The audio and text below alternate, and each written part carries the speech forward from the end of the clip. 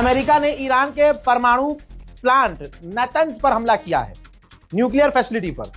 मकसद ये सामने आ रहा है कि इसी नेतंज फैसिलिटी पर हमला करके यहां जो यूरेनियम है अमेरिका ले जाना चाहता है। यही वजह है कि अब नई खबर यह आ रही है कि अमेरिका जमीनी जो हमला करना चाहता है वो यही वजह से करना चाहता है कि हमारी फौज वहां उतरे, ईरान की न्यूक्लियर फैसिलिटी में घुसे और वहां जो यूरेनियम है ईरान का उसको वहां से उसकी डकैती डालकर ले जाए। उधर इजराइल के डिफेंस मिनिस्टर ने ऐलान किया है कि हम ईरान के ऊपर इस हफ्ते हमले बढ़ाएंगे।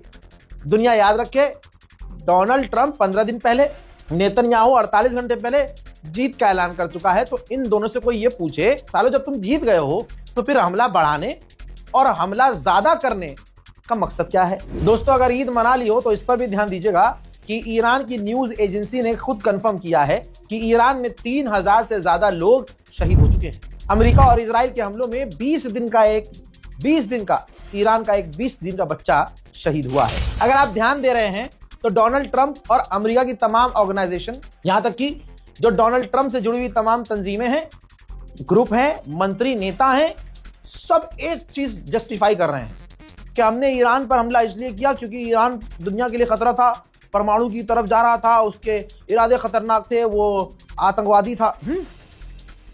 डोनाल्ड ट्रंप अपनी पूरी रिजीम से ये साबित करवा रहा है। अब व्हाइट हाउस पर डंडा करा ट्रंप ने कि भाई तुम भी कुछ बोलो, कि भाई ताकि दुनिया को यकीन हो कि हाँ ईरान खतरा था। ये दुनिया कह रही ईरान खतरा था ही नहीं। तुम्हारे टॉप के लीडर्स रिजाइन देकर जा रहे हैं इस बात पे कि ईरान खतरा नहीं था, इजराइल की जंग तुमने अपने ऊपर ले ली। तो पता है, 2 डॉक्यूमेंट व्हाइट हाउस ने एक स्टेटमेंट जारी किया, दोनों दिखाऊंगा आपको।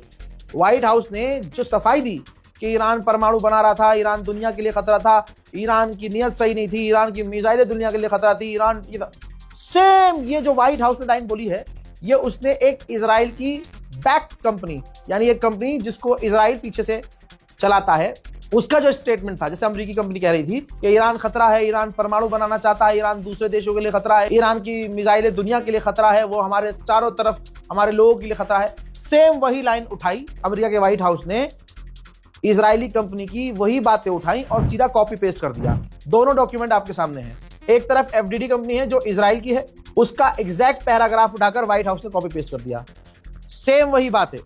यानी अब अमेरिका के लोग जान चुके हैं कि आज व्हाइट हाउस भी अगर कोई जवाब दे रहा है, स्टेटमेंट दे रहा है, तो वो भी इजराइल की ही जबान कॉपी कर रहा है। वहीं अमेरिका ने वीडियोस जारी किए हैं जिसके अंदर देखा जा रहा है कि ईरान के डिफेंस सिस्टम्स को अमेरिका ने निशाना बनाया है। हजरात, अमेरिका अपनी 82वीं 82 जो फ्लीट है, यानी 82वीं जो उसकी ट्रूप है नौसेना की, वो मिडिल ईस्ट भेज रहा है। अमेरिका का प्लान अमेरिकी फौज ने तैयार किया है।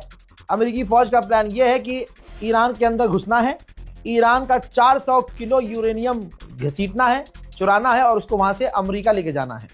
लेकिन एक बात क्लियर बताऊं आपको, अगर ईरान के अंदर अमेरिकी फौज ने घुसपैठ की तो वो निकलेगी नहीं और वो यूरेनियम तक नहीं रुकेगी, वो ईरान के पेट्रोलियम पर और उसके तेल पर कब्जा करेगी। ये अमेरिका की फितरत है, इसके लिए कोई इंटेलिजेंस की जरूरत नहीं है। उधर माननीय प्रधानमंत्री नरेंद्र मोदी जी ने खुद फोन किया है, ईरान के राष्ट्रपति पेजेश्कियान से डायरेक्ट बात की है और नौरोज की मुबारकबाद पेश की है और बहुत सीधे और साफ लफ्जों में कहा है कि जो उस इलाके में हो रहा है, जो उत्पात मचा हुआ है, जो तबाही मची हुई है, जो अशांति फैली हुई है, वो खत्म होनी चाहिए।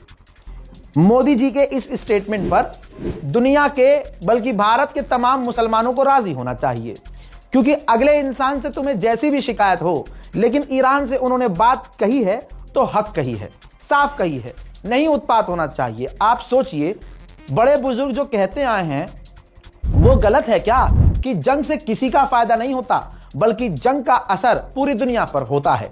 और ये हम पहली बार देख रहे हैं कि हाँ, इतनी दूर ईरान और इतनी दूर इजराइल और हमसे इतना दूर अमेरिका, इन तीनों की लड़ाई में दुनिया पर हो रहा है असर। मोदी जी के लिए मेरे दिल में इज्जत इसलिए आ गई है भाई, क्योंकि ये मोदी सरकार है जिसने मुसलमानों को ठीक करके रखा हुआ है। वरना इस ईरान इजराइल की लड़ाई में आप देखिए शिया सुन्नी करने वाले कितने कूद रहे हैं, कितने कूद रहे हैं। यकीन जानिए, मोदी सरकार की वजह से ये हिंदुस्तान में शिया सुन्नी नहीं हो रहा है। जब मोदी सरकार लठ फेरती है ना, तो वो शिया सुन्नी देखती नहीं है, वो इसकी भी लाल करती है, उसकी भी लाल करती है। आजा बेटा तू शिया है, आजा कोई बात नहीं, तू सुन्नी है, तू भी आ, तुम सब मुसलमान हो हमारी नजर में। और तुम ये काम कर रहे हो। आप समझ रहे हो? इस चीज को समझिएगा। मैं ये नेगेटिव वे नहीं, पॉजिटिव वे में कह रहा हूं। आपने बहुत कम देखा होगा, और ये जेन ज़ी जो आई है जनरेशन, नई जनरेशन, उसने तो शिया सुन्नी देखा ही नहीं है।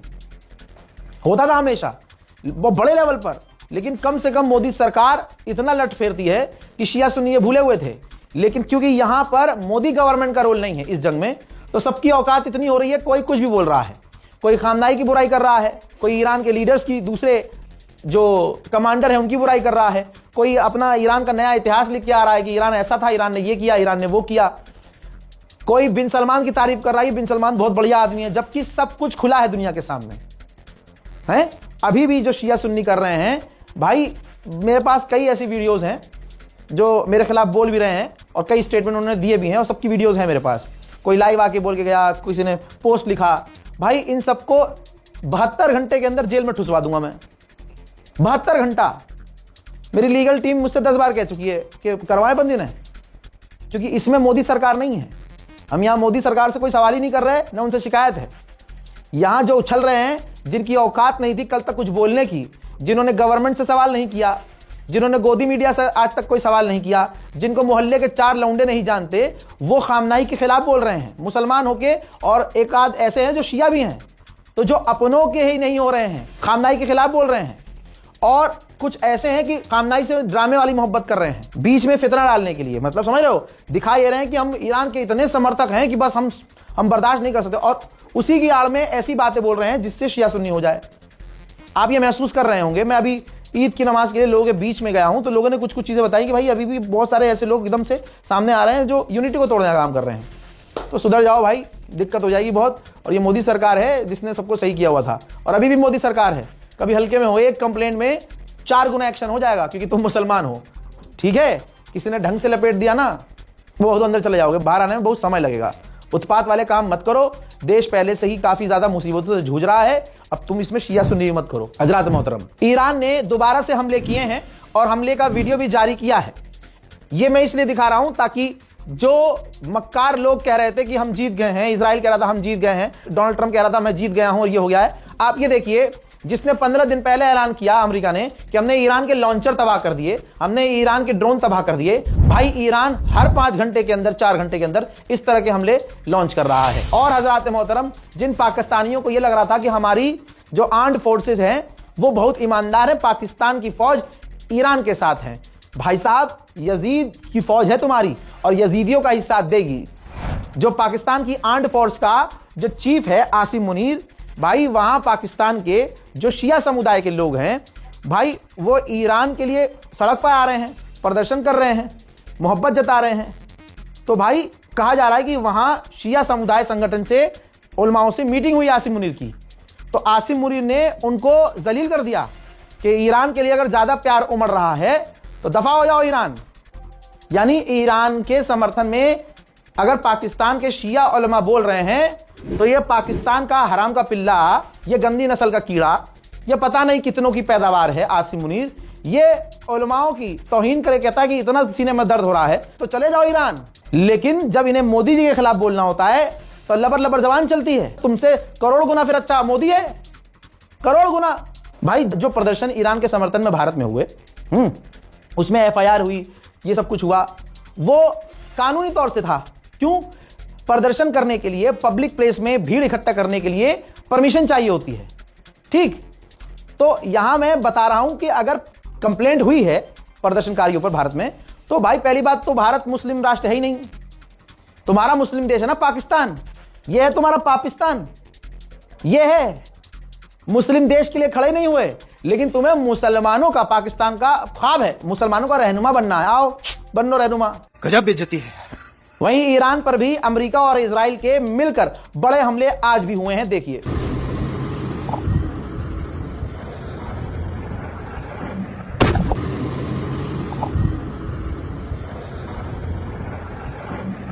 एक खबर गोदी, बताइए हिंदुस्तान में गोदी मीडिया तक फेक न्यूज फैलाता है, तो सोशल मीडिया, आपने देखा है कि सोशल मीडिया पर क्या इस जंग में गंद चला है।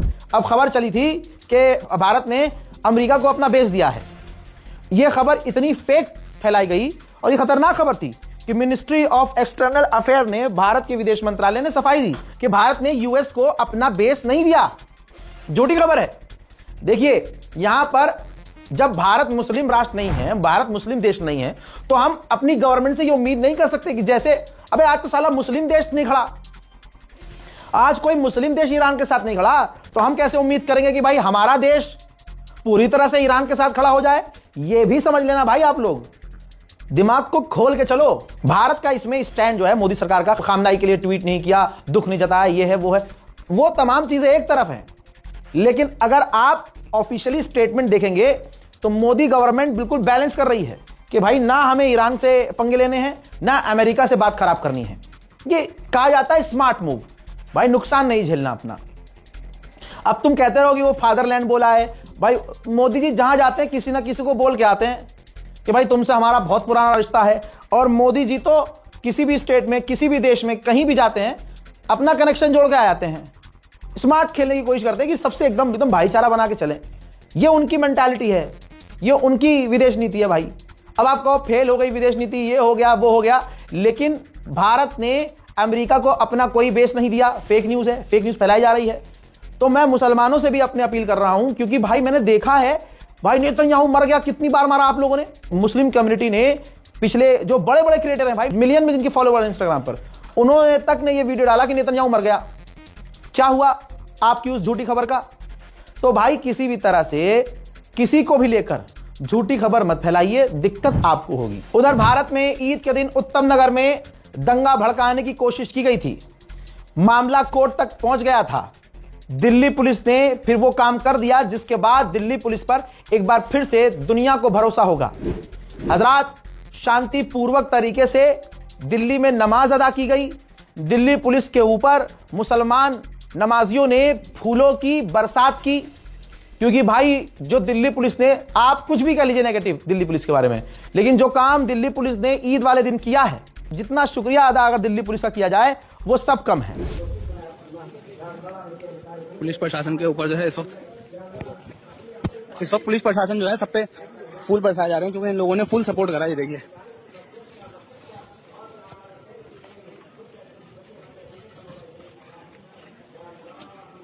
जितना यहां से लेके वहां तक पुलिस प्रशासन ने इन सबको जो है फूल बरसाए गए इन लोगों पे। बहुत बेहतरीन काम करा है, बहुत बेहतरीन इन लोगों ने ड्यूटी दी है।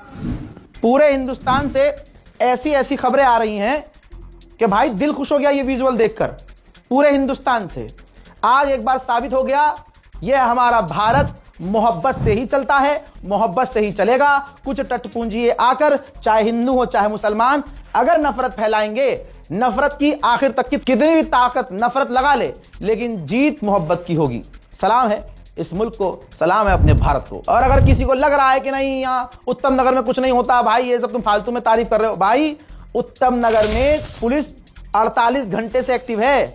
उत्तम नगर में नमाज से 2 घंटे पहले नारेबाजी, हिंदुत्व वाले नारेबाजी करते हुए दूसरे इलाके से, दूसरे प्रदेश से आकर नारेबाजी करते हुए माहौल खराब करने की कोशिश कर रहे थे।